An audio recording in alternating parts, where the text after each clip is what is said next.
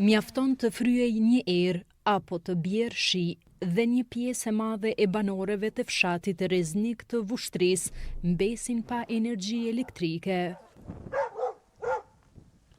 Kjo si shkak i vjetërsisë së shtyllave elektrike, thot Shoqëri Rustemi.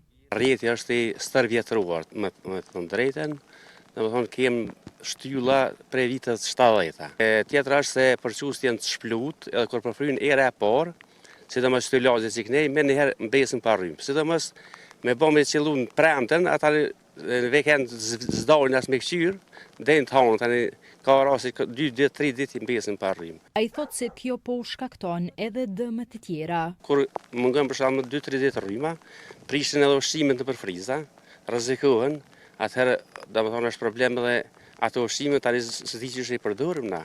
Për shembull miqshna të këtu të cilat janë të ndjeshme. Madje edhe kabllot e rrymes lirshëm mund t'i prekin. Këta tela janë të na prekë rrymë nuk kem. Ma shumë s'kem se që kem.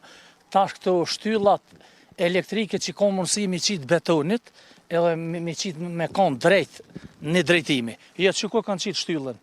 Tela drejt me që kem pajisje elektrike janë të na prish.